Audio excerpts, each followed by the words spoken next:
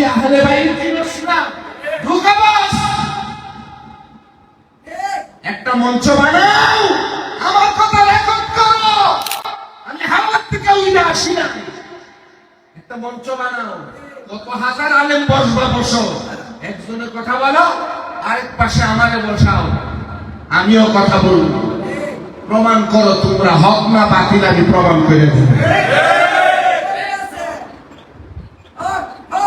নামাজের চাইতেও আহলে বাইতের দাম, রোজার চাইতেও, যাকাতের চাইতেও, হজ, টুপি, পাগড়ি, কুশিরা, জিকির, আজকার এগুলোর চাইতেও বেশি, কারণ আহলে বাইত হচ্ছে ঈমান।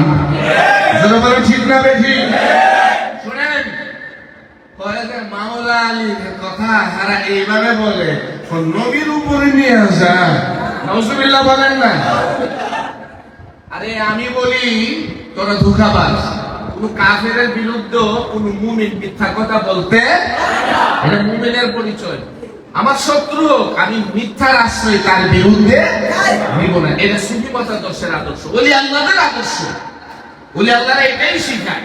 তাহলে শিয়ারাও মাওলা আলীকে নবীর উপরে নেয়, ইরান প্রমাণ করে দিয়েছে। দেখো ইউটিউবের মধ্যে, দেখো, দেখ কাঠমুল্লা ঘরের কাঠমুল্লা, ধোঁকাবাজ, দেখ ইউটিউবের মধ্যে ইরানের শিয়ারা ক্ষেপণাস্ত্র মারছে, নতুন করছে এরা লা ইলাহা ইল্লাল্লাহু মুহাম্মাদুর রাসূলুল্লাহ, মুহাম্মদ ইয়া রাসূলুল্লাহ, প্রথম মারছে কিভাবে ক্ষেপণাস্ত্র বলে ইয়া রাসূলুল্লাহ, এরপরে ক্রমান্বয়ে ইয়া আলী, ইয়া হুসাইন, এইভাবে এরা মারছে।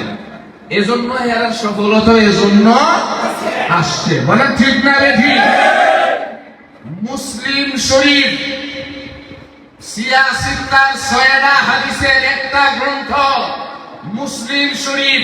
ইমাম মুসলিম রাহমাতুল্লাহ আলাইহি, এই কাঠমুল্লা ইমাম মুসলিম তোর আব্বার চাইতে অনেক উঠবে, তুই যারে আকাবের কস গুরার দিনে, ওই গুরার দিনের চাইতে বহু বহু কোটি কোটি গুণ উঠবে ইমাম মুসলিম।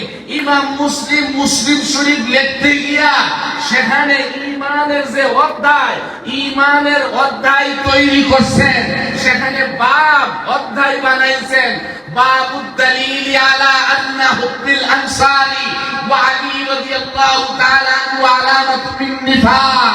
ওখানে উনি অধ্যায় বানাইছেন, ইমানের অধ্যায় হলো মদিনার আনসার এবং মাওলা আলীর মহব্বত। লা ইউহিব্বুনি ইল্লা মুমিনুন ওয়া লা ইউবগিদুনি ইল্লা মুনাফিকুন। মুমিন কোনদিন আলীর দুশমনি করবে না, আর মুনাফিক কোনদিন মাওলা আলীকে মহব্বত